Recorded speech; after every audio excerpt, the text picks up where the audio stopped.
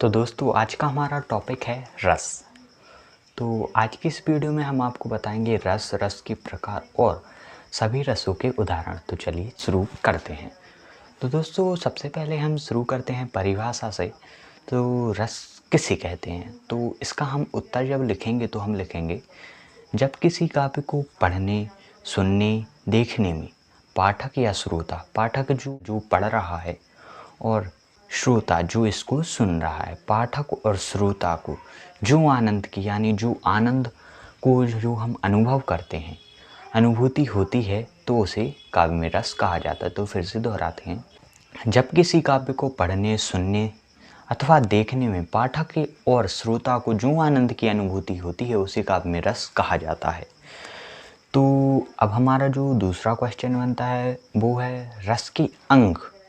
तो जो रस के अंग हैं वो तो 4 होते हैं, स्थायी भाव, विभाव, अनुभाव और संचारी भाव। और जो रस के भेद हैं वो 10 होते हैं। तो दोस्तों इन दोनों में आप बहुत कंफ्यूज होंगे, रस के अंग और रस के भेद।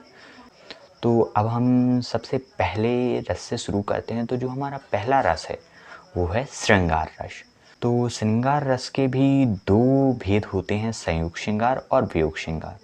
तो संयुक्त श्रृंगार की हम परिभाषा देख लेते हैं।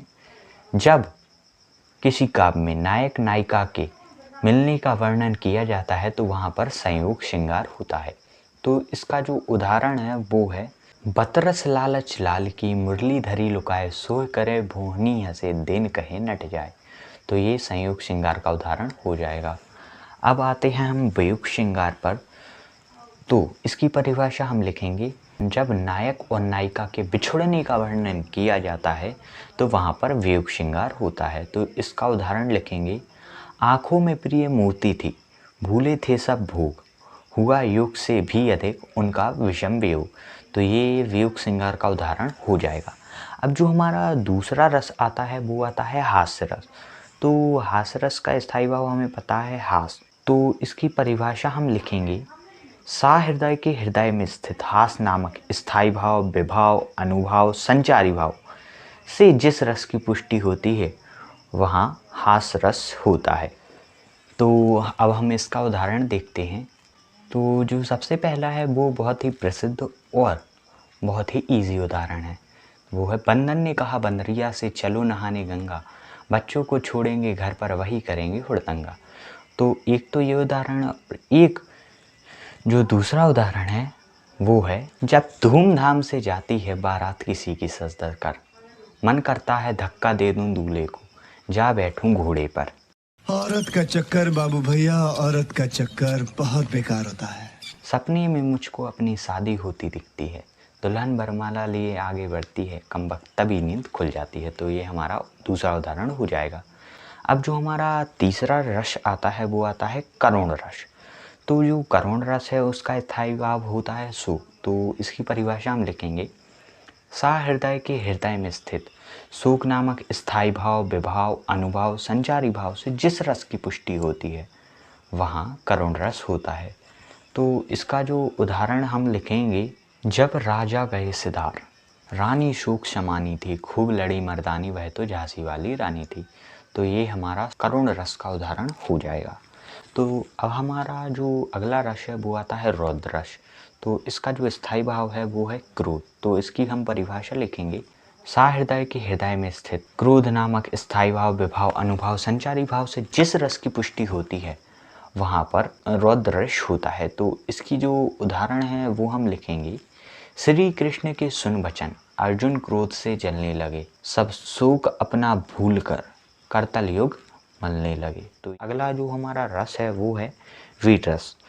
तो इसकी हम परिभाषा लिखेंगे, सा हृदय के हृदय में स्थित उत्साह नामक स्थायी भाव, विभाव, अनुभाव, संचारी भाव से जिस रस की पुष्टि हो वहाँ पर वीर रस होता है। तो इसका जो उदाहरण है वो हम लिखेंगे, बुंदेली भर बोलो के मुँह हमने सुनी कहानी थी, खूब लड़ी मर्दानी वह तो झांसी वाली रानी थी।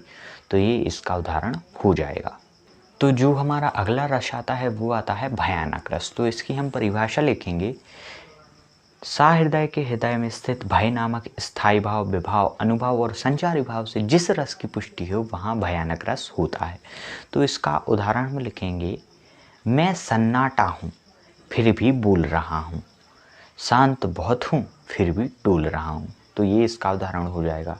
तो जो अगला है बीभत्स रस, इसकी हम परिभाषा लिखेंगे। सा हृदय के हृदय में स्थित घृणा नामक स्थायी भाव, विभाव, अनुभाव, संचारी भाव से जिस रस की पुष्टि होती है वहाँ बीभत्स रस होता है। तो इसका जो उदाहरण है वो हम लिखेंगे। सिर पर बैठो काक, आँख दो खात नकारत, खींचहि जीवी स्वाद, अति ही आनंद उर्घारत। तो ये इसका अजीब सा उदाहरण हो जाएगा।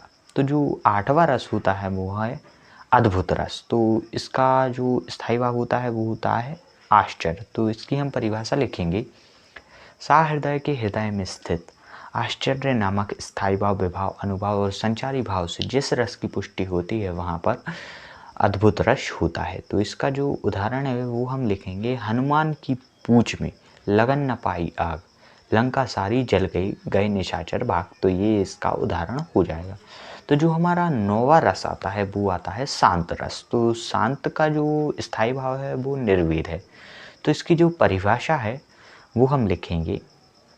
सा हृदय के हृदय में स्थित निर्वेद नामक स्थायी भाव, विभाव, अनुभाव, संचारी भाव से जिस रस की पुष्टि होती है वहाँ पर शांत रस होता है। तो दोस्तों इसके उदाहरण में आप जो कबीर हैं उसके किसी भी दोहे को लिख सकते हैं। तो मैंने लिखा है, चलती चाकी देख के दिया कबीरा रोए, द्वय पाटन के बीच में साबुत बचाना कोई।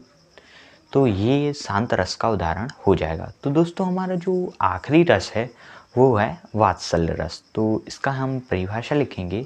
सा हृदय के हृदय में स्थित वत्सल नामक स्थायी भाव, विभाव, अनुभाव, संचारी भाव से जिस रस की पुष्टि होती है वहाँ पर वात्सल्य रस होता है। तो इसका उदाहरण लिखेंगे।